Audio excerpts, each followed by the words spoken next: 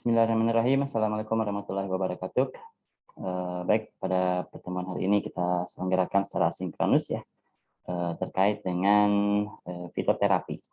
Jadi perkuliahan di fitofarmaka itu sebagian kita bahas terkait dengan bagaimana kita mengembangkan bahan alamiah menjadi obat tradisional, dan berikutnya kita akan lanjutkan kepada bagaimana kita memahami terkait dengan fitoterapi itu sendiri. Nah, seperti yang sudah kita bahas di awal, bahwa pada dasarnya terkait dengan fitoterapi ini memiliki karakteristik yang berbeda dengan pengobatan menggunakan obat kimia. Ya, kita sudah bahas itu. Namun alangkah baiknya kita akan coba bahas kembali ya, kita gali kembali supaya menjadi lebih yakin lah ya, dan juga lebih kuat pemahaman kita bahwa ternyata antara obat kimia dan obat tradisional ini bukan satu yang harus dibandingkan, melainkan keduanya ini bisa memberikan efek yang mungkin komplementer ya. Nah, ada saatnya kita menggunakan obat kimia, ada saatnya kita menggunakan obat tradisional. Baik. Adapun materi yang hari ini akan kita bahas khusus adalah terkait dengan fitoterapi sistem kardiovaskular. Kita akan bahas menjadi 4 pertemuan sebenarnya ya. Tidak hanya sistem kardiovaskular saja, namun ada juga fitoterapi untuk materi-materi lainnya. Baik, ini terkait dengan sistem kardiovaskular itu sendiri, ya, merupakan organ vital dalam tubuh yang saling bekerjasama menjalankan fungsi transport dalam tubuh manusia. Kenapa dikatakan sistem? Ya, karena di sini adalah satu kesatuan, artinya terdiri dari beberapa organ atau terdiri dari beberapa komponen. Jadi tidak hanya satu komponen. Nah, di mana kita tahu bahwa sistem kardiovaskular ini memiliki peranan penting khususnya dalam rangka transport terkait dengan nutrisi, oksigen, dan sebagainya di dalam tubuh kita. Tubuh kita semuanya bisa berfungsi dengan baik. Suplai oksigen bisa diterima oleh seluruh bagian sel. Kemudian nutrisi bisa diterima oleh seluruh komponen sel dalam tubuh kita, itu karena adanya peran dari sistem kardiovaskular. Ketika sistem kardiovaskular terganggu, maka dampaknya adalah terjadinya gangguan pada tubuh kita. Muncullah gejala, muncullah faktor-faktor risiko, sehingga seseorang dikatakan mengalami penyakit gangguan kardiovaskular. Nah, organ ini juga merupakan organ yang paling penting yang menunjang kehidupan suatu organisme terkhusus manusia. Ya, jadi ketika organ ini terganggu, sekali lagi maka kenyamanan hidup kita juga menjadi terganggu. Ya, apabila terjadi gangguan pada homeostasis sistem kardiovaskular, maka ini dapat dipastikan tubuh menderita sakit. Dan tentunya, nah parahnya ini akan merembet ke jaringan tubuh lainnya. Nah, ini yang bermasalah ya. Makanya bersyukur kita dengan mengucap alhamdulillahirabbil alamin. Kenapa? Karena kita masih diberikan kemampuan untuk bisa mendengar, untuk bisa melihat, untuk bisa bergerak, untuk bisa merasakan. Itu tandanya Allah masih memberikan sistem kardiovaskular yang baik pada kita. Homeostasis tubuh kita masih Allah jaga dengan baik. Ya, kenapa? Karena ada banyak orang di luar sana, ya, di luar Anda, yang ternyata Allah uji gitu ya dengan adanya gangguan sistem kardiovaskular ini. Baik, ini sepertinya sudah pernah kita bahas ya terkait dengan sistem homeostasis tubuh itu sendiri. Sehat itu sendiri pada dasarnya berkaitan erat dengan homeostasis gitu ya. Seseorang dikatakan tidak sehat atau mengalami gangguan atau sakit ketika memang homeostasis tubuhnya terganggu. Gitu. Nah, makanya bersyukurlah gitu ya bahwa Allah itu telah memberikan kita karunia yang luar biasa terkait dengan homeostasis tubuh ini. Dan terkait dengan homeostasis tubuh ini sendiri, kita sudah pernah bahas ya, Allah sendiri yang mengeluarkan konsepnya gitu ya, dalam surat Al-Infitar ayat 6. Alladzi khalaqaka fasawwaka fa'adalak. Yang telah menciptakanmu, lalu menyempurnakan kejadianmu dan menjadikan susunan tubuhmu seimbang.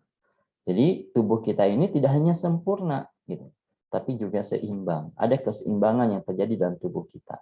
Ketika keseimbangan ini terganggu, maka akan terjadi muncul beberapa gejala penyakit. Dan yang paling parahnya gitu ya, ternyata yang mengganggu keseimbangan dari tubuh kita ini gitu ya, atau yang mengganggu homeostasis tubuh kita ini ternyata pola hidup kita sendiri, gitu. Diri kita sendiri ya.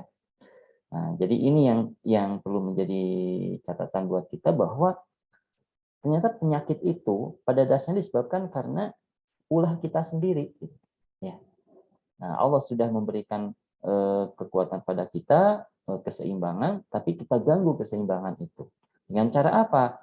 Misalkan dengan pola makan yang tidak sehat, pola makan yang tidak teratur, dan lain sebagainya, sehingga menjadikan atau bahkan kita memasukkan makanan-makanan yang sebenarnya itu merugikan tubuh kita. Nah, ini dampaknya menjadi serius ya. Nah, sistem homeostasis tubuh itu ada di mana-mana, ya, termasuk bagian tubuh kita yakni sel. Sel itu kita tahu ada sel yang mati, ada sel yang hidup. Sel hidup itu baru akan terjadi gitu ya. Jadi satu sel itu baru akan mengalami regenerasi atau proliferasi ketika ada sel yang mati. Ya. Ketika selnya mati, maka terjadilah proliferasi. Tapi selnya ketika belum mati, maka tidak akan terjadi proliferasi. Dan ketika homeostasis ini terganggu, maka tumbuhlah penyakit-penyakit kanker. Dan ketika terjadi degeneratif gitu ya, atau terjadinya pertumbuhan yang tidak seimbang dibandingkan dengan kematian sel ya, di mana sel yang mati lebih banyak dibandingkan sel yang tumbuh, maka muncul penyakit-penyakit yang kita kenal sebagai degeneratif tadi. Oke, ini juga terkait dengan kaidah penggunaan obat tradisional dan obat kimia juga sudah kita bahas ya sebelumnya. Jadi saya harap Anda memahami ini ya, di mana antara obat tradisional dan obat kimia ini memiliki saran-saran kerja yang berbeda. Nah, obat tradisional ini lebih holistik gitu. Kenapa? Karena kandungan senyawa di dalam obat tradisional ini banyak. Berbeda dengan obat kimia. Obat kimia itu tunggal ya. Kerjanya spesifik, tertarget hanya pada reseptor-reseptor tertentu. Kenapa? Karena di dalam obat modern gitu ya, hanya terdapat satu komponen senyawa kimia. Jadi tertarget. Tapi kalau di dalam obat tradisional mungkin lebih dari 10 komponen ya. Ada alkaloid, flavonoid, tannin, quinine dan sebagainya. Alkoholnya sendiri mungkin ada 3 macam, flavonoid mungkin ada beberapa macam. Sehingga memang sasaran kerjanya tidak tertarget. Sasaran kerjanya mungkin lebih holistik, lebih menyeluruh. Artinya kenapa dikatakan menyeluruh? Karena setiap senyawa-senyawa kimia itu kemungkinan dia akan berinteraksi dengan reseptor-reseptor yang ada di tubuh kita. Dan reseptor itu luas gitu ya. Ada yang di bagian organ jantung, ada yang di bagian organ paru-paru, ada yang bagian pembuluh darah dan sebagainya. Gitu. Makanya dikatakan dia holistik, bisa berpengaruh terhadap keseluruhan tubuh kita. Sehingga dengan demikian sekali lagi antara obat tradisional dan obat kimia ini tidak bisa kita bandingkan. Kita sudah bahas juga ya terkait dengan kelemahan obat tradisional, yakni di dalam obat tradisional ini meskipun tadi komponennya banyak gitu ya, beragam, tapi setiap komponen itu jumlahnya sedikit. Gitu. Jadi setiap komponen itu jumlahnya sedikit sehingga tidak memungkinkan dia menghasilkan efek terapi seperti halnya obat kimia. Makanya kenapa obat tradisional itu tidak ditujukan untuk menghilangkan gejala. Kalau ada obat tradisional menghilangkan gejala ya atau menghasilkan efek chest plong dalam waktu sesaat, bisa dipastikan itu mengandung BKO atau obat tradisionalnya kemungkinan palsu. Jadi hati-hati ya. Di mana obat tradisional ini baru menghasilkan gejala ketika memang faktor resikonya ini hilang. Kenapa? Karena gejala muncul setelah ada faktor resiko. Ketika faktor resikonya hilang, maka gejalanya pun hilang. Nah, untuk menghilangkan faktor resiko itu tidak bisa sesaat. Kenapa? Karena munculnya faktor resiko juga itu butuh waktu yang cukup lama. Sehingga untuk menghilangkan faktor resiko ini, untuk memperbaiki komponen-komponen yang rusak, gitu ya, yang memicu terjadinya faktor resiko, ini juga membutuhkan waktu yang tidak sebentar. Ya, sehingga obat tradisional itu disarankan dikonsumsi tidak sekali, melainkan rutin. Misalkan 1 minggu, 1 bulan, baru nanti akan terasa dampak. Gitu ya. Oke, ini terkait dengan sistem kardiovaskular itu sendiri, ya ada jantung, ada pembuluh darah, ya, dan ada darah itu sendiri. Ya, jantung kita tahu memiliki 2 serambi dan 2 bilik, dan jantung ini merupakan pompa. Fungsinya adalah memompa darah, ya, dari jantung ke seluruh tubuh. Kemudian dari seluruh tubuh, kemudian ke paru-paru, dari paru-paru kembali lagi ke jantung. Terus begitu berputar. Dan bisa Anda bayangkan gitu ya, seberapa besar kekuatan dari pompa jantung ini. Kenapa harus kuat? Karena pembuluh darah itu sendiri bentuknya kecil. Ya. Pembuluh darah yang kecil, maka supaya darah bisa mengalir dengan cepat, ya, maka harus dilakukan pemompaan dengan kuat. Seperti halnya begini, Anda punya selang kecil dan selang besar. Selang kecil membutuhkan daya pompa yang lebih besar gitu ya untuk bisa mengalirkan air dibandingkan yang sedang besar seperti itu.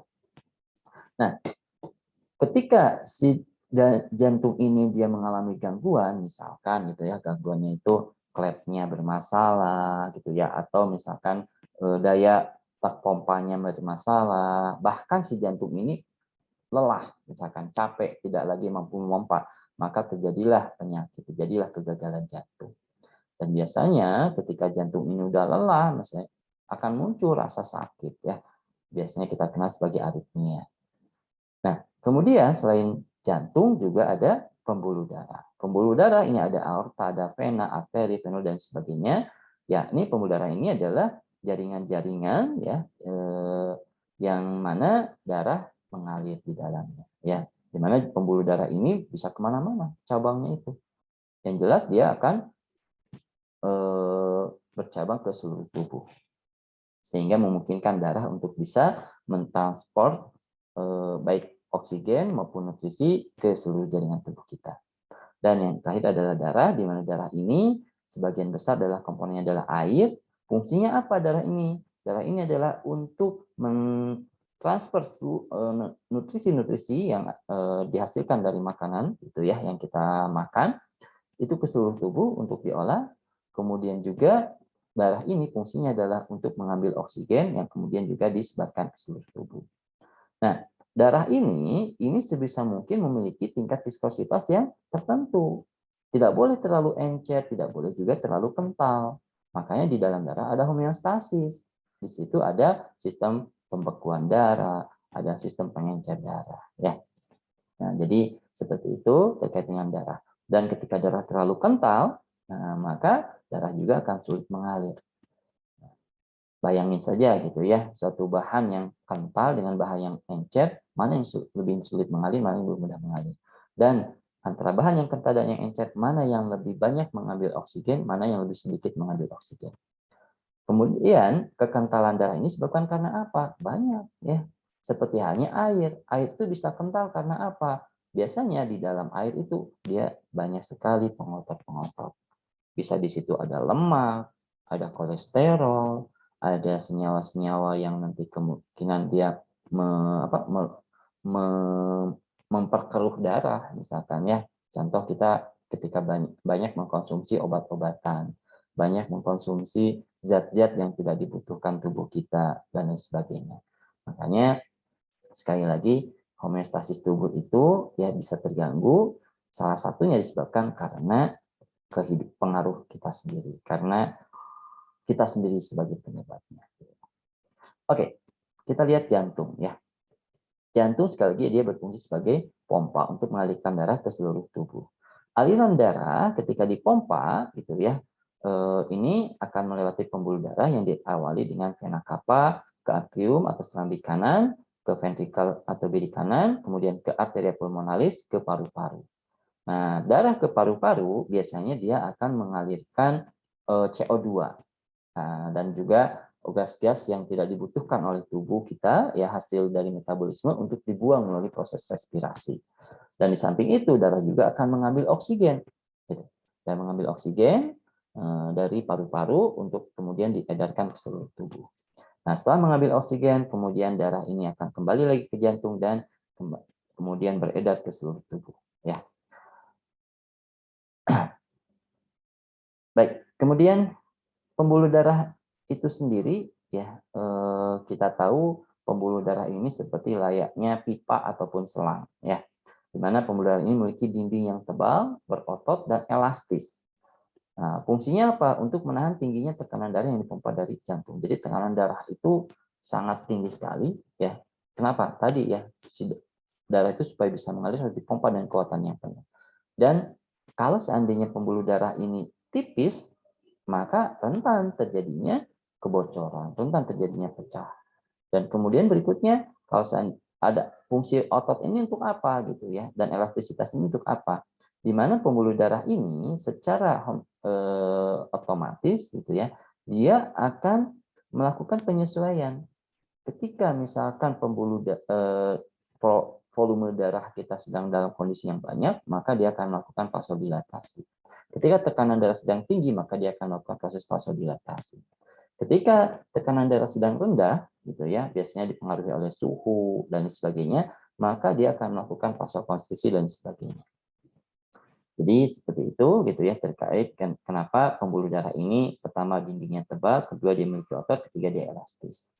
Nah, vena yang membawa darah kembali ke jantung ini biasanya berdinding lebih tipis dan mudah teregang ya, memungkinkannya mengembang dan membawa darah berjumlah besar saat tubuh sedang istirahat. Kemudian ini adalah susunan dari dinding arteri jantung. Nah, kita tahu tadi ya bahwa vena yang membawa darah ke jantung itu berdinding lebih tipis. Nah, dinding tipis itu seperti ini gitu ya. Di mana secara umum susunan dinding terkait dengan pembuluh darah ya khususnya di dekat jantung, di arteri jantung itu terdiri dari beberapa lapisan. Yang pertama ada intima, ya. Intima ini adalah bagian terdalam dari dinding arteri. Artinya bagian terdalam itu berarti di sini gitu ya, yang memang kontak langsung dengan darah. Jadi kalau kita lihat ya, ini bagian dalam, ini bagian luar. Jadi kalau ada obat atau ada makanan itu dia akan berdifusi masuk sini. Gitu ya. Dan di sini ada darah. Dan bagian dalam ini, intima ini, dia berkontak langsung dengan darah.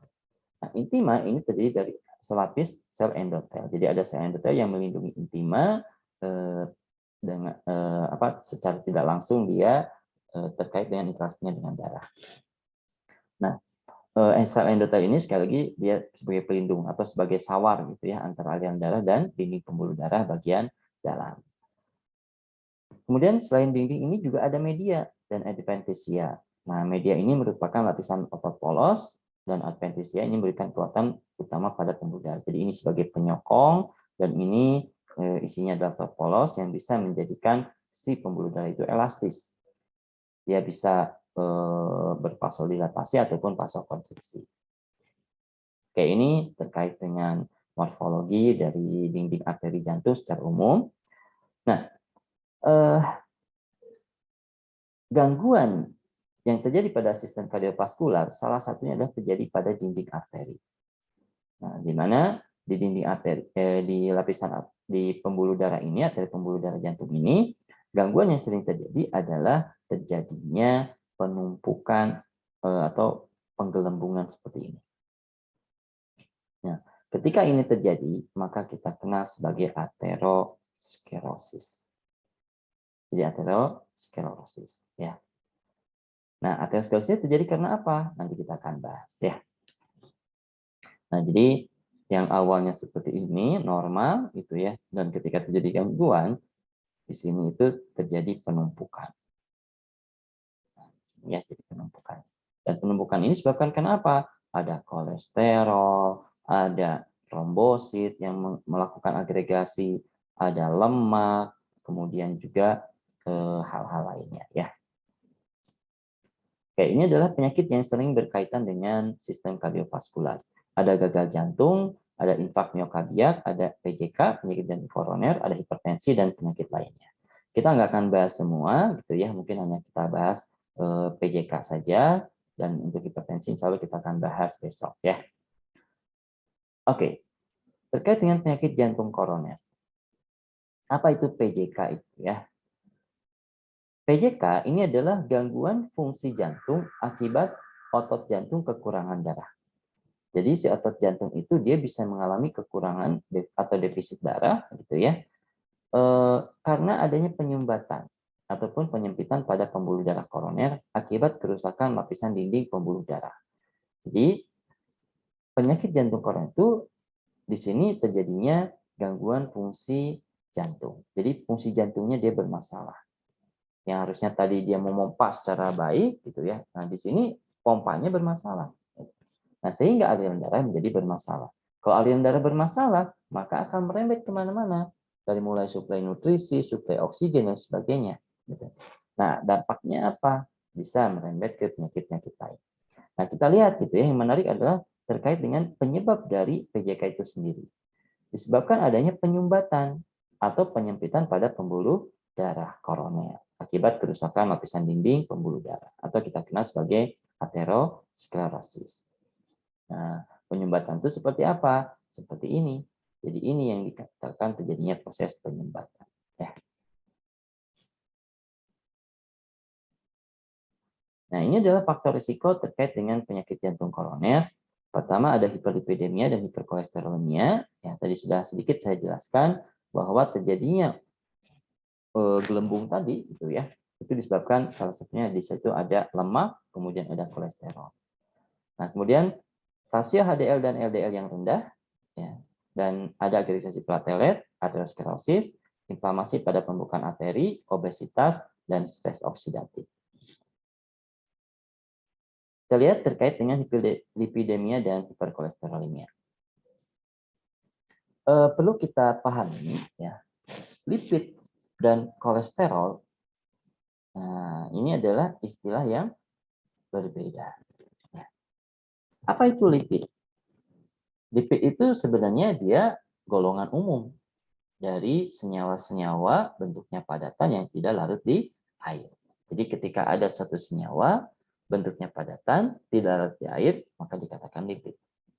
Maka lemak merupakan salah satu bagian dari lipid.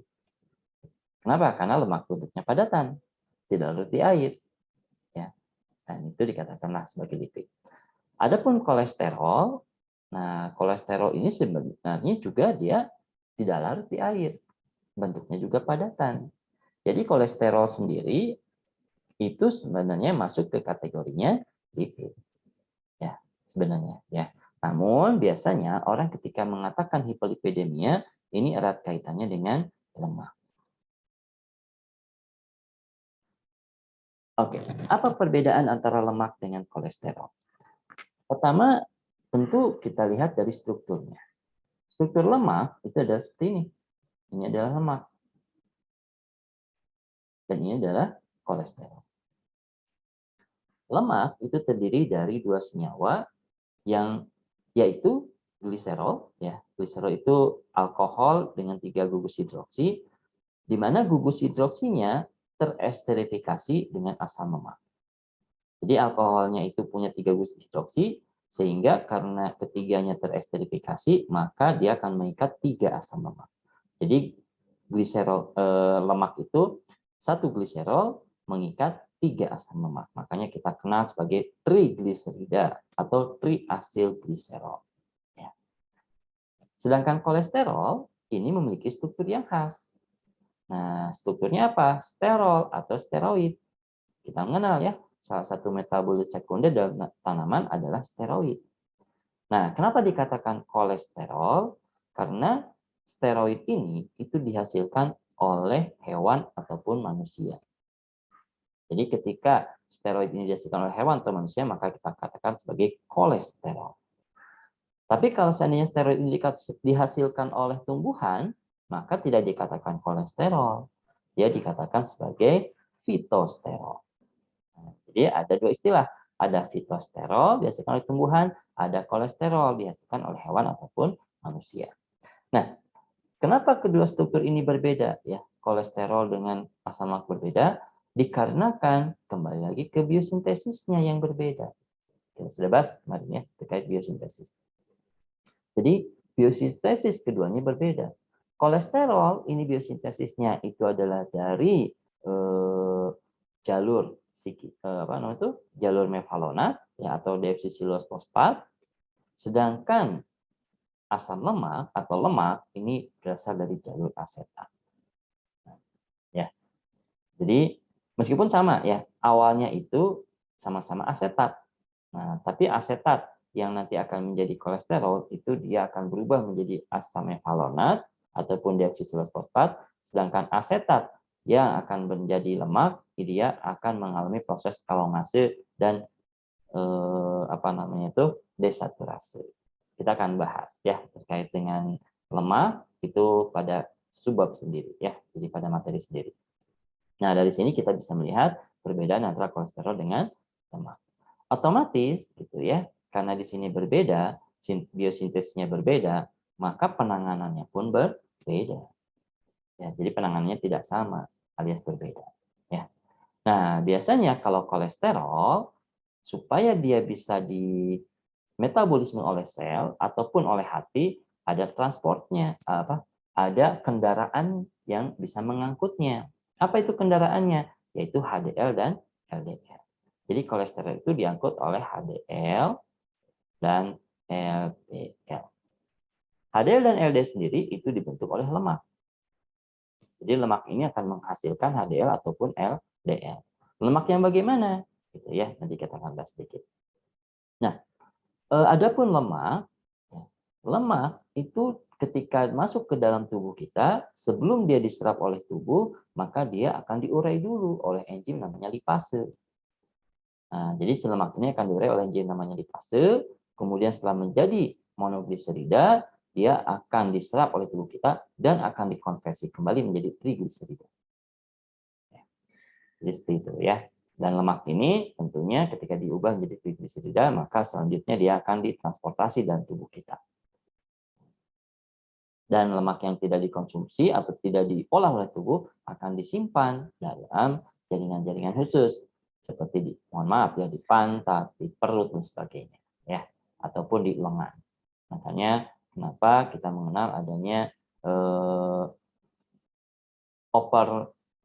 overweight, obesitas ya. Obesitas itu disebabkan salah satunya adalah karena terlalu banyak lemak yang tersimpan.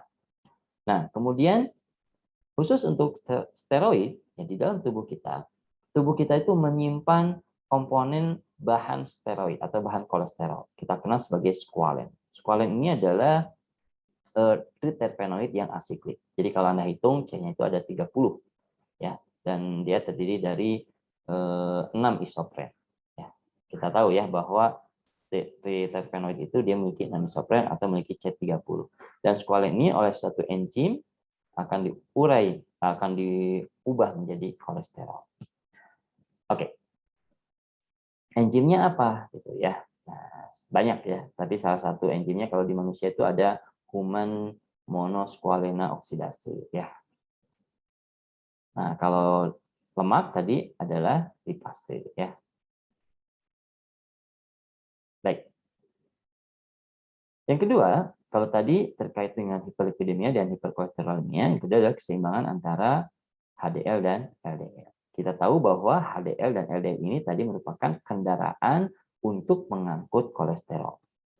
Nah, makanya HDL ini selalu kita kenal sebagai CHDL atau CLDL atau kolesterol high density lipoprotein atau kolesterol low density lipoprotein. Nah, HDL dan LDL tadi terbentuk salah satunya adalah dari lemak. Lemak yang mana gitu ya? Lemak-lemak tak jenuh itu akan lebih banyak menghasilkan HDL. Nah, jadi lemak tak jenuh itu akan lebih banyak menghasilkan HDL. Salah satunya adalah omega 3. Ya, omega 3 ini akan banyak menghasilkan HDL, sedangkan lemak jenuh akan banyak menghasilkan LDL. Jadi, lemak tak jenuh akan menghasilkan HDL, sedangkan lemak jenuh akan banyak menghasilkan LDL. Sehingga ketika pola makan kita lebih banyak mengkonsumsi lemak jenuh, maka jangan heran LDL yang akan terbentuk lebih banyak. Sedangkan HDL akan terbentuk lebih sedikit. Nah, apa sih fungsi dari kedua HDL dan LDL sendiri? HDL fungsinya adalah mengangkut kolesterol ya dari dalam sel keluar sel. Jadi kalau kita gambarkan, ini adalah sel. HDL itu mengangkut kolesterol dari dalam sel, keluar sel, kemudian dipindahkan ke hati. Untuk apa? Di metabolisme. Sedangkan LDL mengangkut kolesterol dari darah masuk ke dalam sel. Nah, kalau kondisinya seimbang, maka ada kolesterol yang masuk, diolah di dalam sel, sisanya dikeluarkan oleh HDL. Dan kemampuan LDL dan HDL ini untuk mengangkut kolesterol itu terbatas. Ya. Jadi HDL dan LDL ini memiliki kemampuan yang terbatas. Saya contohkan begini, misalkan ada 10 kolesterol. Kemampuan HDL misalkan mengangkutnya 3. Ya. Nah, LDL misalkan dia juga bisa mengangkut 3. Atau misalkan mengangkut 6 lah ya. Nah, Dari 10 kolesterol ini oleh LDL 6-nya dimasukkan ke dalam sel. Dari 6 ini dia dikonversi oleh sel ya menjadi energi dan sebagainya. Sisanya yang 3 ini ya ada sisa 3 kolesterol, dia kemudian oleh HDL dibuang, dimasukkan ke dalam hati. Sehingga kadar kolesterol di dalam sel seimbang. Apa jadinya kalau LDL lebih tinggi dibandingkan dengan HDL? Ya. Maka si kolesterol yang masuk ke dalam sel akan jauh lebih banyak dibandingkan kolesterol yang diangkut oleh HDL.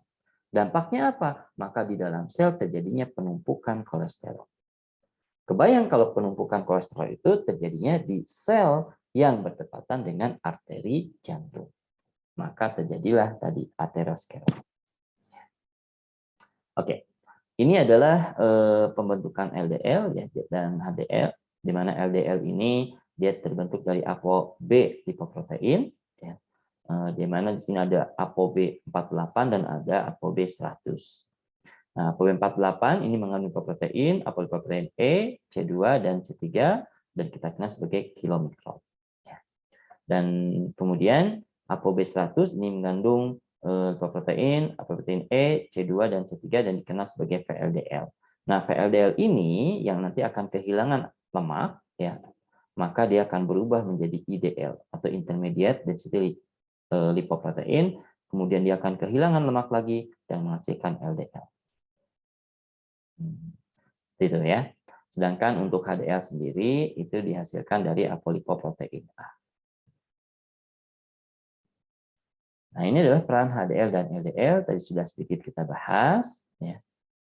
Di mana HDL ini memiliki peranan mengambil kolesterol dari dalam sel, kemudian mengangkutnya ke hati untuk dieliminasi. Berbanding terbalik dengan LDL, yang mana dia menghantarkan kolesterol dari darah ke seluruh jaringan sel. Nah, ketidakseimbangan yang terjadi antara HDL dan LDL ini menyebabkan beberapa kondisi penyakit. Nah, ada satu konsep yang menurut saya keliru ya, terkait dengan penamaan LDL dan HDL. Beberapa penggiat kesehatan atau tenaga medis dan sebagainya gitu ya, atau beberapa orang menyatakan bahwa LDL itu adalah kolesterol jahat, sedangkan HDL adalah kolesterol baik. Ya. Padahal itu adalah satu hal yang keliru. Ya. Kenapa saya katakan keliru? Tadi Allah itu menciptakan LDL dan HDL ini sebagai sistem homeostasis. Mana bisa gitu ya LDL ini dia dikatakan jahat ketika si LDL ini justru memberikan fungsi yang memberikan peran yang luar biasa baik. Baiknya gimana? Nah, kalau tidak ada LDL, maka tidak ada kolesterol yang bisa masuk ke dalam sel sehingga sel tidak mampu hidup. Kenapa? Karena kolesterol ini dibutuhkan oleh sel untuk aktivitas. Dan tidak akan ada hormon di dalam tubuh kita. Gitu. Kenapa? Karena si kolesterolnya tidak bisa diolah. Karena tidak ada LDL.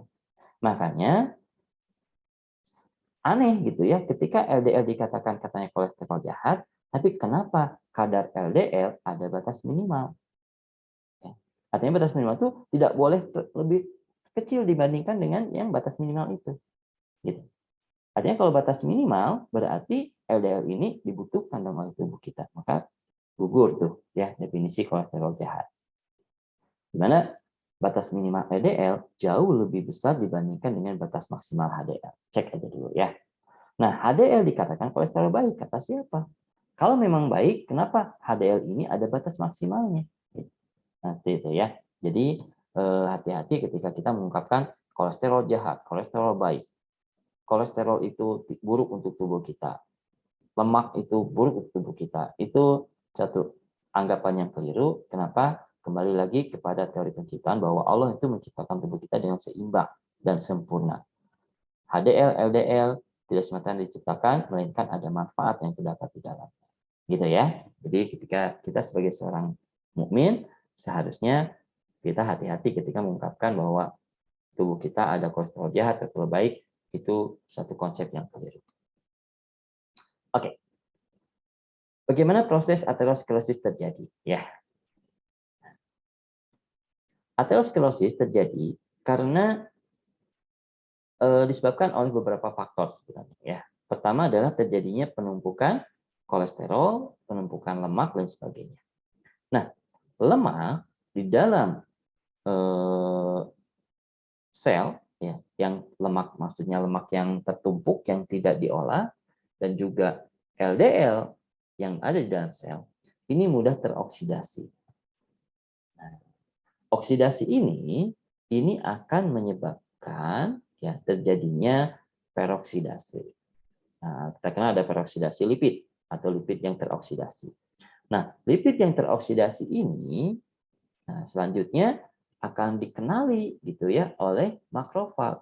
Kenapa? Karena si lipid peroksidasi ini dia menjadi radikal. Sehingga ketika dikenal oleh makrofag terjadilah fagositosis. Nah, fagositosis ini akan menghasilkan suatu plak. Kita kenal sebagai ateroma. Ateroma ini ya kemudian akan ditandai gitu. Akan ditandai gitu ya oleh trombosit. Kenapa? Karena si plak atau ateroma ini dia memunculkan terjadinya lesi dan juga inflamasi sehingga terjadi udem ya. Nah, kemudian ditandai oleh platelet sehingga beberapa platelet akan melakukan proses agregasi. Lambat laun agregasi ini akan menyebabkan terjadinya penumpukan seperti ini. Penggumpalan sampai akhirnya terjadilah penyumbatan. Jadi jika hal ini terjadi secara berulang, maka lambat laun akan terjadi penumpukan di arteri sehingga terjadi aterosklerosis, kemudian muncul penyakit jantung koroner. Jadi kalau kita lihat ini adalah normal, kemudian berikutnya terjadi apa? Misalkan terjadi adanya penumpukan kolesterol, penumpukan lipid, terjadi peroksidasi lipid, kemudian di situ peroksidasi lipid menghasilkan suatu senyawa radikal, akan terjadi fagositosis oleh makrofag, fagositosis akan menghasilkan sel busa sendiri akan terbentuk menghasilkan bercak ya atau plak atau ateroma. Nah, ateroma ini akan menghasilkan lesi, terjadi inflamasi. Nah, inflamasi itu sendiri nanti akan mengundang agregasi platelet. Maka lambat laun awalnya cuma segini, nambah gitu kan, seperti ini sampai akhirnya terbentuklah seperti ini. Nah, dampaknya apa? Dampaknya adalah ketika terjadi aterosklerosis, maka terjadilah penyumbatan. Jadi ada aterosklerosis sendiri, ini penyempitan ya. Nah, kalau kita lihat di sini, penyempitan ini kadang tidak disadari oleh tubuh kita. Kadang ketika kita melihat seseorang itu tanpa sehat, tanpa normal, tiba-tiba dia terkena serangan jantung, terkena stroke. Ya. Kenapa? Karena terjadinya aterosklerosis. Nah, aterosklerosis ini sendiri dia tidak menghasilkan gejala apapun. Mungkin gejala yang muncul biasanya rata-rata dari hipertensi biasanya, ya. Tapi ada yang tidak menghasilkan gejala apapun, tiba-tiba terjadi penyumbatan, tiba-tiba terjadi darah berhenti. Nah, ini biasanya disebabkan karena adanya blood clot atau penggumpalan darah, gitu ya. Nah, karena dia tidak menghasilkan gejala, maka aterosklerosis ini kita kenal sebagai silent killer.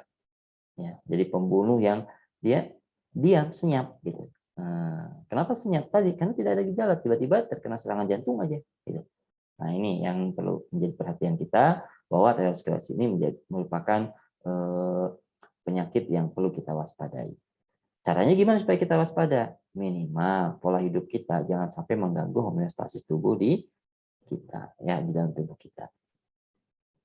Oke, ini adalah borderline untuk kondisi darah kita. Kolesterol total ini 200 sampai 239. Nah, ini tadi ya CHDL ini 35 sampai 45. Nah, katanya kolesterol baik kok dibatasi maksimalnya. CLDL katanya kolesterol buruk kok dibatasi batas minimalnya gitu ya. Jadi konsep itu sekali lagi keliru ya. Oke. Kita mengenal ada tadi stres oksidatif ya. Kita mengenal ada peroksidasi lipid. Nah, peroksidasi lipid itu terjadinya suatu proses oksidasi. Oleh siapa oksidasinya? Biasanya oksidasi ini disebabkan oleh adanya radikal. Adanya senyawa-senyawa pengoksidasi atau oksidan, prooksidan. Nah, senyawa pengoksidasi ini itu kita kenal sebagai senyawa radikal bebas. Nah, senyawa radikal bebas sendiri dalam tubuh kita juga memiliki manfaat, gitu ya, karena tubuh kita perlu proses oksidasi. Tapi radikal bebas yang berlebihan ini yang bermasalah. Nah, kenapa bagi orang-orang normal radikal bebas ini tidak berbahaya? Karena di situ ada lawannya, namanya antioksidan. Nah, antioksidan ini, contoh ya, kita kenal ada GSH, ada SOD, ada CAT, ada GPX, gitu ya, di mana keempat antioksidan ini dia akan menormalkan atau menetralkan si peroksidan, sehingga terjadi keseimbangan. Nah, terjadinya ketidakseimbangan biasanya terjadi karena antioksidan lebih sedikit jumlahnya dibandingkan peroksidan. Nah, kondisi ini kita kenal sebagai stres oksidatif.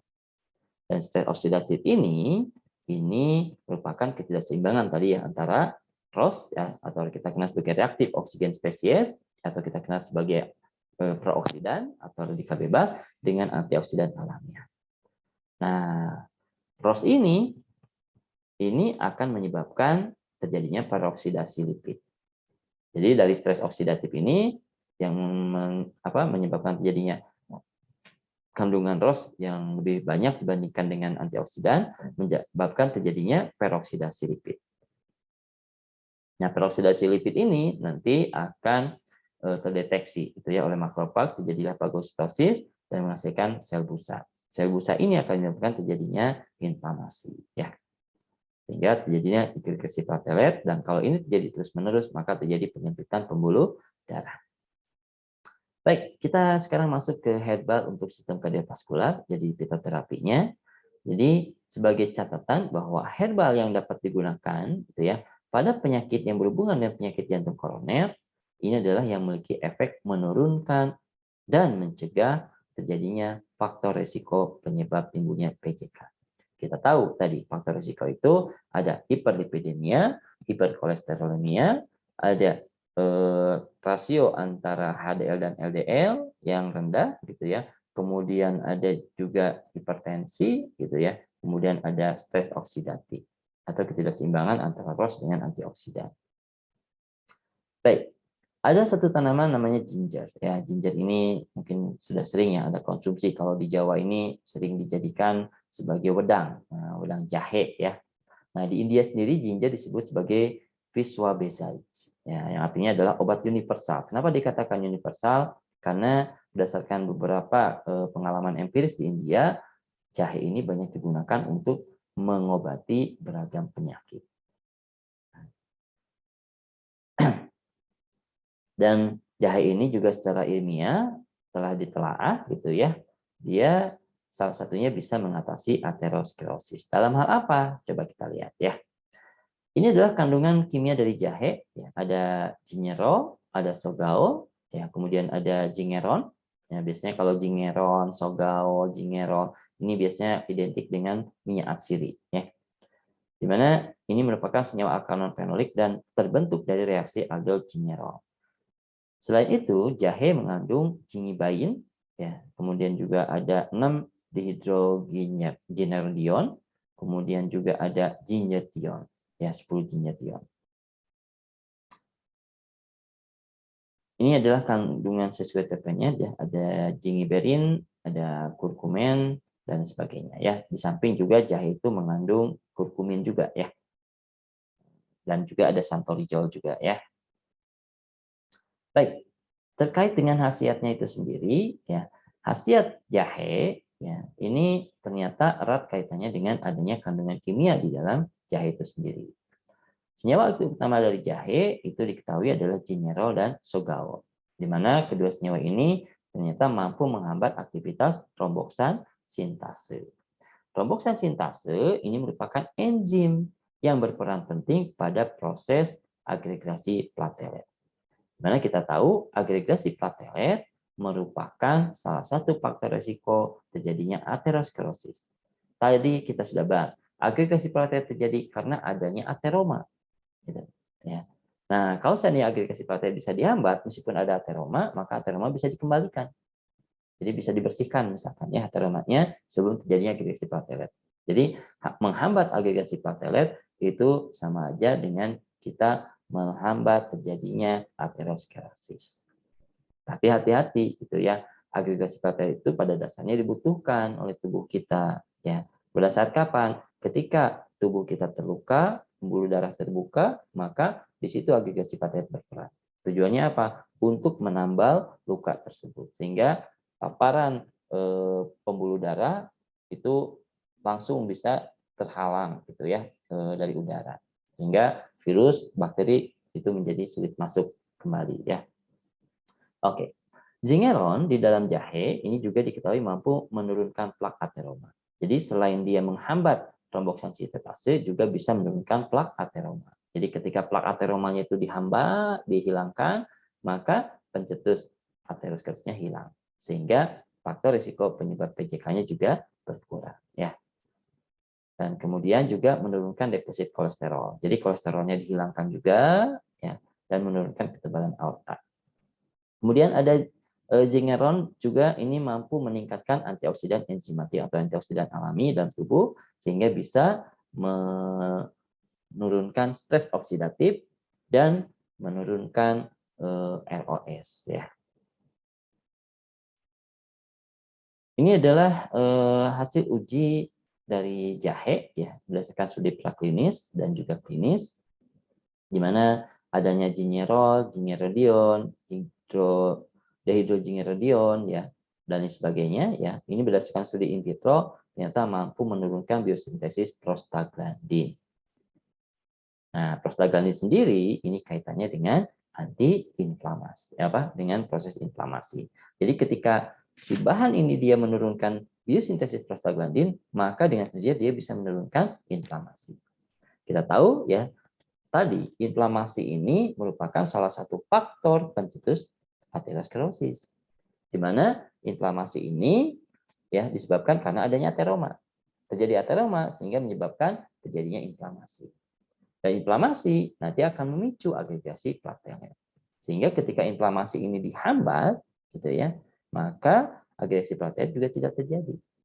Nah, di sini reaksinya kompleks ya. Ada yang reaksinya dia menghambat agregasi itu sendiri melalui enzim, ada yang menurunkan plak ateroma, gitu ya, dan ada yang dia menghambat inflamasi. Jadi jahe ini meskipun satu, tapi dia memiliki efek yang holistik. Nah, 6 generol juga diketahui mampu menghambat efek inflamasi sehingga menurunkan lesi pada arteri. Hal tersebut berkaitan dengan kemampuan 6 generol ya dalam menurunkan mediator inflamasi seperti TNF alfa, interleukin alfa 1 beta dan interleukin 6. Gingibain dalam jahe ini juga diketahui memiliki aktivitas sebagai antiinflamasi juga ya. Dan jahe secara umum dia bisa menurunkan agregasi platelet, menurunkan prostaglandin endoperoksidase, romboksan, dan menurunkan prostaglandin itu sendiri. Dan di sini agregasi platelet ini bisa dihambat melalui inhibisi platelet romboksan sintase. Ini romboksan sintase ini adalah enzim. Ada satu hal yang perlu kita perhatikan ya terkait dengan penggunaan jahe. Jahe ini bisa menurunkan biosintesis prostaglandin. Padahal prostaglandin sendiri ini dibutuhkan pada homeostasis di lambung.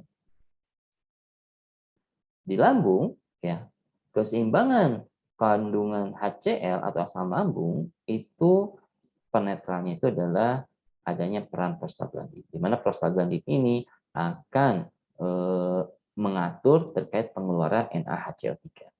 Jadi ketika HCl tinggi, maka adanya prostaglandin ini akan mengeluarkan NaHCO3 dalam jumlah yang juga tinggi. Sehingga kandungan asam lambung ya di dalam lambung itu sendiri ya atau HCl dalam lambung itu menjadi tetap normal.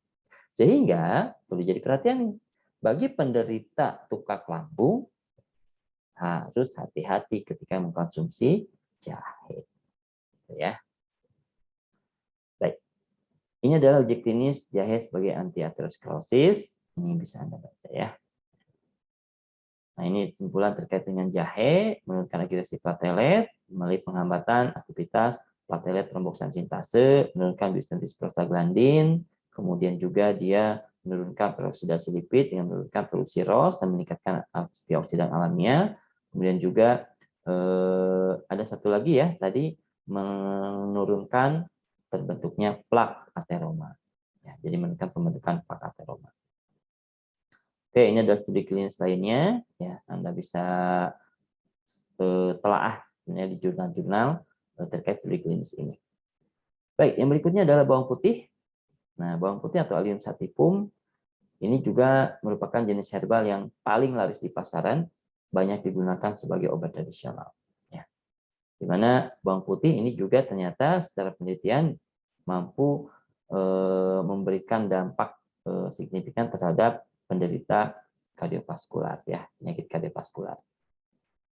Ini adalah kandungan kimia di dalam bawang putih atau Allium sativum. Ya. Bawang putih ini juga merupakan salah satu tanaman yang disebutkan dalam Al-Quran, ya. Katanya adalah nama bahasa Arabnya adalah fumiha, ya, fumi. Ya. Kalau di istilahnya pertanian, fumi itu kan anti fungi, ya, anti fumigasi, anti jamur, ya. Oke, kembali lagi ke sini. Secara kandungan kimia, ya, bawang putih ini mengandung banyak senyawa. Salah satunya adalah ada enzim alinase, kemudian ada peroksidase, ada mironase, katalase, ya, dan ada superoxide dismutase dan sebagainya. Dan juga ada lipase. Kemudian di dalam minyak bawang putih ini juga terdapat minyak atsiri. Di sini ada aliin, ya, ada alil profil disulfid dan lain sebagainya. Anda bisa baca di sini. Yang menarik adalah aliin ini akan diolah oleh alinase, ya, enzim alinase ini menjadi alil sulfenic. Alil sulfenic acid, nah ini merupakan salah satu konstituen yang memberikan efek farmakologi di dalam tubuh. Nah, yang menarik kembali, ya, ternyata alinase ini baru aktif atau baru dia bisa beraktivitas ketika si bawang putih itu dia digeprek. Jadi bawang putih itu ketika dia digeprek, maka alinasinya akan aktif. Berbeda ketika dia diiris. Kalau diiris, alinasinya masih belum aktif sempurna. Tapi kalau dia digeprek, maka dia aktif sempurna. Makanya kenapa ada orang-orang yang dia ketika memasak menggunakan bawang putih dengan cara digeprek bawang putihnya, ya, tidak diiris. Gitu. Nah, ternyata itu memiliki makna lain, gitu ya, memiliki manfaat bahwa dengan menggunakan metode geprek tersebut bisa menghasilkan alinase, ya, atau mengaktifkan alinase. Nah, bawang putih secara penelitian ini ternyata bisa digunakan untuk mengatasi tekanan darah, yang menurunkan tekanan darah, sebagai antihiperlipidemia, anti-aterosklerosis, anti-agresi platelet. Kalau kita lihat di sini, ya, antihiperlipidemia, hiperlipidemia merupakan faktor risiko penyebab terjadinya aterosklerosis atau PJK. Anti-aterosklerosis ini juga salah satu faktor risiko PJK. Anti-agregasi platelet ini juga merupakan salah satu faktor munculnya PJK. Bawang putih ini sama seperti jahe, ternyata dia mampu mengganggu sintesis tromboksan. Jadi tromboksan ini berkaitan erat dengan agregasi platelet. Ya. Bawang putih juga berdasarkan penelitian mampu menurunkan kolesterol total, LDL, dan oksidasi LDL. Di mana kolesterol total, LDL, dan oksidasi LDL merupakan faktor risiko penyebab PJK juga. Ya. Oke. Kemudian bawang putih ini juga disinyalir mampu menginhibisi enzim kunci yang berperan pada sintesis kolesterol dan asam lemak. Tadi kita tahu, ya, bahwa kolesterol itu dia bisa kolesterol itu terbentuk dengan adanya biosintesis. Ya, biosintesisnya dari mana? Biosintesisnya adalah dari jalur mevalonic acid. Mevalonic acid sendiri ini terbentuk dengan adanya HMG-CoA. Ya. Jadi adanya HMG-CoA ini akan menghambat pembentukan mevalonic. Nah, pembentukan mevalonic acid, ya, kalau dia dihambat, maka kolesterolnya pun akan terhambat. Selain penghambatan di HMG-CoA, ya, penghambatan produksi kolesterol ini juga bisa di sini. Sekalian epoksidase dan sekalian monooksidase. Jadi ini juga bisa dihambat, ya. Ada juga yang penghambatannya itu dia di sini, ya, farnesil pirofosfat dan juga farnesil pirofosfat sintase. Ini enzimnya sama ya.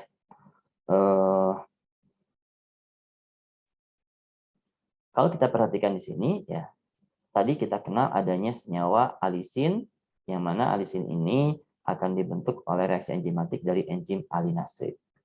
Ya, oleh aliin. Jadi aliin ini oleh alinase dia diubah menjadi alisin. Nah, aliin dikeluarkan dari kompartemen lapisan bawang putih ketika bawang putih dikeprek. Nah, proses hidrolisis dan kondensasi langsung dari intermediat reaktif akan membentuk alisin. Alisin sendiri ini adalah senyawa intermediate dan tidak stabil, sehingga nanti akan berubah menjadi senyawa turunan yang bergantung pada lingkungan. Alinase juga dapat diaktifasi dengan adanya asam, pemanasan, dan ekstraksi dengan pelarut organik. Jadi, kalau alinasinya ingin tetap aktif, maka bawang putih itu sebisa mungkin jangan dipanaskan terlalu lama. Gitu ya. Studi in vitro terkait dengan bawang putih. Nah, di mana bawang putih ini memiliki kemampuan menghambat biosintesis kolesterol. Ya, di mana penghambatan biosintesis kolesterol itu melalui beberapa jalur. Ada penghambatan HMG-CoA, ya, di mana HMG-CoA reduktase ini dia akan ketika dihambat, ya, maka dia akan menghambat pembentukan asam mevalonat, yang ini merupakan jalur biosintesis dari kolesterol. Kemudian ekstrak bawang putih juga mampu menginhibisi oksidasi LDL. Oksidasi LDL ini bisa menyebabkan peroksidasi, ya. Kemudian bawang putih juga diketahui mampu menginhibisi enzim lanosterol 4-demetilase. Lanosterol 4-demetilase adanya di sini ya.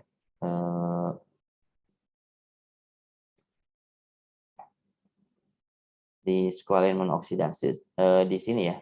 Di lanosterol ini, nah enzimnya ada di sini, di mana lanosterol 4-demetilase ini akan mengubah lanosterol menjadi kolesterol. Sehingga ketika enzimnya dihambat, maka kolesterol juga akan dihambat ya pembentukannya. Kemudian penelitian lain menunjukkan S-alilcysteine, ya ini hasil bentukan dari aliin ya, yang adanya enzim alisin dapat menginhibisi enzim human squalene monooksidase. Human squalene monooksidase adanya di sini ya. Di mana human squalene monoksidase ini akan menghambat pembentukan 2,3 oksidosqualene dari squalena. Kalau ini dihambat, maka kolesterol juga akan dihambat. Kemudian ada studi in vitro lain yang juga memperlihatkan bahwa S-alilcysteine, propylcysteine, dan sebagainya ini dapat menghambat biosintesis trigliserida melalui penurunan sintesis asam lemak. Jadi bisa sebagai anti hiperkolesterolemia dan anti hiperlipidemia. Itu dari bawang putih ya. Ini adalah studi lain terkait dengan bawang putih. Anda bisa baca dan bisa cari sendiri sebenarnya ya. Kemudian yang berikutnya adalah alpukat. Alpukat ini secara penelitian praklinis mampu menurunkan kadar trigliserida, kemudian juga kadar kolesterol dan kadar LDL dan meningkatkan HDL secara bermakna. Ini semua merupakan faktor resiko pencetus penyakit jantung koroner. P. americana juga secara penelitian dia mampu menurunkan serum kolesterol secara bermakna dibandingkan kontrol. Kenapa demikian? Ya, diduga efek penurunan kolesterol itu disebabkan adanya asam lemak golongan MUPA yang kita kenal sebagai asam oleat. Asam lemak MUPA itu banyak, yang nanti kita akan bahas di pertemuan sendiri. Tapi asam oleat ini ternyata yang terkandung di dalam biji alpukat atau di dalam alpukat sendiri ternyata memiliki kemampuan untuk menurunkan kolesterol. Berikutnya ada ginkgo biloba. Ya. Ginkgo ini diketahui mengandung ginkolide, ya, di mana ginkolide ini juga ada flavonol, ya, ada flavon dan sebagainya. Di mana ginkgo ini disinyalir mampu meningkatkan fungsi kognitif otak. Makanya banyak ginkgo ini dibuat menjadi herbal untuk meningkatkan kemampuan otak. Ya. Nah, ginkolide, ya, khususnya ginkolide B, ini ternyata mampu menginhibisi platelet activating factor. Jadi aktivasi platelet ini dihambat. Sehingga Adanya hambatan ini bisa menginhibisi atau menghambat agregasi platelet. Hambatan agregasi platelet ini bisa berperan penting pada penyakit jantung koroner. Kemudian kita mengenal ada jati Belanda. Kalau jati Belanda ini komponennya ya, dan jati Belanda ini ternyata mampu menurunkan berat badan. Jadi banyak digunakan untuk obesitas. Di dalam jati Belanda ini ternyata dia mengandung tanin, ya, di mana taninnya sendiri itu bisa berinteraksi dengan mukosa usus sehingga bisa menghambat penyerapan dari nutrisi. Nah, makanya kenapa jati Belanda banyak digunakan untuk slimming tea. Nah, slimming tea sendiri dikonsumsi sebelum makan, bukan setelah makan ya. Jadi sebelum makan dikonsumsi slimming tea-nya sehingga ususnya dipengaruhi oleh adanya tanin. Ketika kita makan, maka senyawa-senyawa dari makanan itu tidak diserap. Dan ternyata selain tanin juga di dalam jati Belanda terdapat senyawa yang mampu menurunkan aktivitas enzim lipase. Nah, kita tahu ya, enzim lipase ini berperan pada pemecahan lipid atau lemak menjadi monogliserida yang bisa diserap. Dan kalau lemak sendiri ini dia tidak dipecah, maka lemak ini tetap dalam ukuran makromolekul sehingga tidak bisa diserap oleh tubuh. Ya. Dan ada daun kemuning, gitu. Ini juga sama bisa menurunkan berat badan. Dan ini sebagai tambahan, ya tadi asam lemak ini sangat menentukan terkait dengan pembentukan LDL dan HDL. EPA merupakan contoh dari omega 3 yang ternyata dia secara penelitian mampu meningkatkan rasio HDL dan terhadap LDL. Artinya si asam lemak ini yaitu omega 3 ini ya EPA ternyata dia bisa meningkatkan kandungan HDL ya. Ada asam aleat tadi sudah kita bahas, tanin dan asam arakidonat ini agak berbeda. Ini sama-sama asam lemak, sama-sama asam lemak tak jenuh ya. Tapi dia golongan omega 6 dan arakidonat ini kalau di dalam tubuh kita ini merupakan senyawa eikosanoat, yakni senyawa-senyawa yang merupakan prekursor pembentukan prostaglandin. Ya. Baik, saya rasa itu materi kita untuk hari ini. Ya, silakan untuk disimak dan diulang-ulang ya untuk memberikan pemahaman lebih bagi Anda. Sekian yang bisa kita bahas. Kita tutup dengan ucapan alhamdulillah, alhamdulillah, alamin. Assalamualaikum warahmatullahi wabarakatuh.